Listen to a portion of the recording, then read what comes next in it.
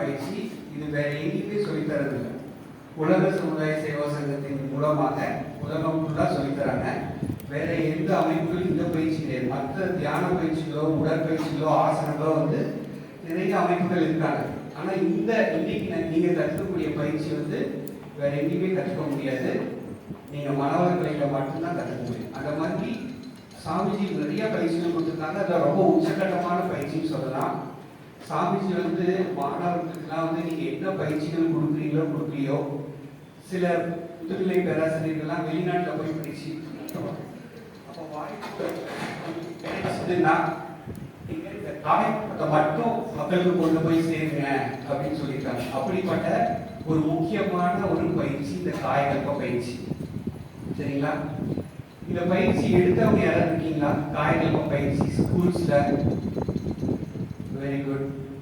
பாய்ஸ்ல கேர்ள்ஸ்ல 2 boys எடுத்துருக்கீங்க. கேர்ள்ஸ்ல யாராவது இருக்கீங்களா? யாருமே எடுத்தது இல்லையா?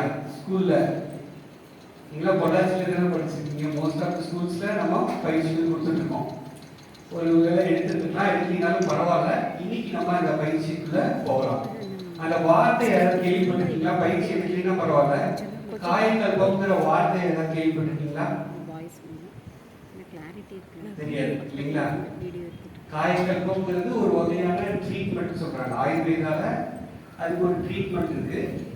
நிறைய அது எதற்கான பயிற்சி? முதல்ல காயம் என்றால் உடல், கல்பம் என்றால் உறுதிப்படுத்துதல் அப்படின்னு சொல்லுவாங்க. சரிங்களா?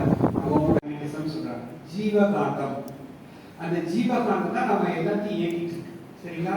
அந்த ஜீவகாந்தங்கிற கரண்ட் தான் நாக்குவழியில போகும்போது சுவையாக இருக்கு, மூக்கு வழியில போகும் பொழுது வாசனையா தெரியுது இல்லைங்களா? அதெல்லாம் சென்சரி ஆர்கன்ஸ். நம்ம என்ஜாய் பண்றது எதை வச்சு என்ஜாய் பண்றோம்? இந்த 5 உறுப்புகளால தான் என்ஜாய் பண்றோம் இல்லைங்களா?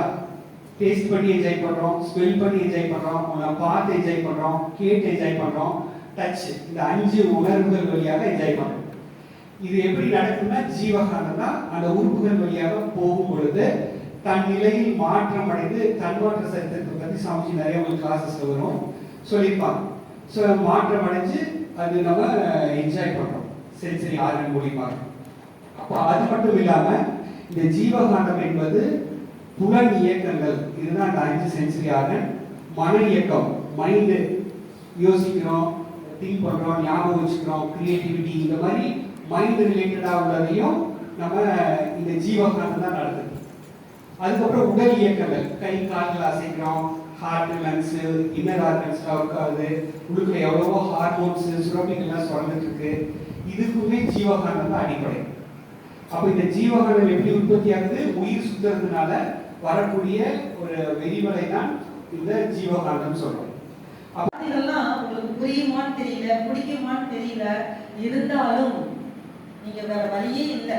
இந்த வயதுல இதெல்லாம் நீங்க என்ன பண்ணிக்கணுங்க, கொஞ்சம் உள்வாங்கத்தான் செய்யணும். ஏன்னா ஒரு அற்புதமான ஒரு வாய்ப்பு உங்களுக்கு. ஆல்ரெடி எல்லாமே உங்களுக்கு அடுத்த செக்ஷன்ல உங்களுக்கு கொடுத்துட்டே இருப்பாங்க.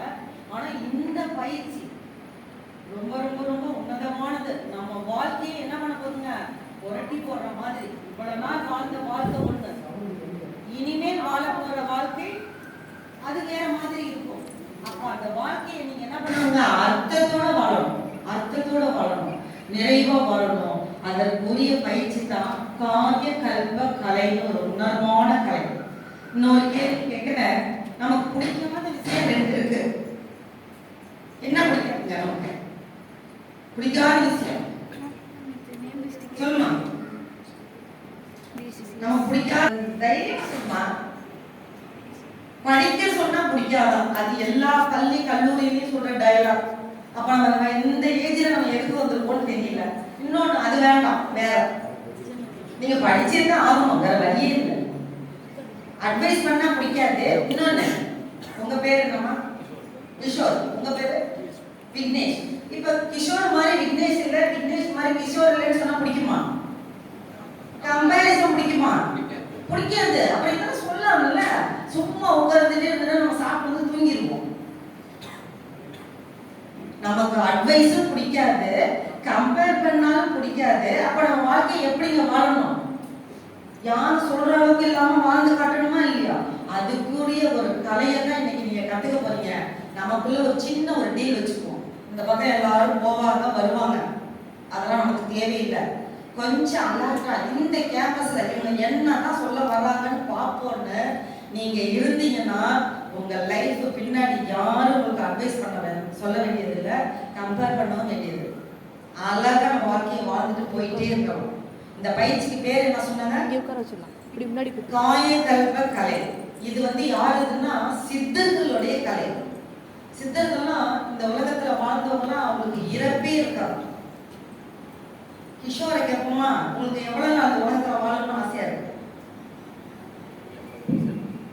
மேம் ஒரு 80 வயசு போதும்.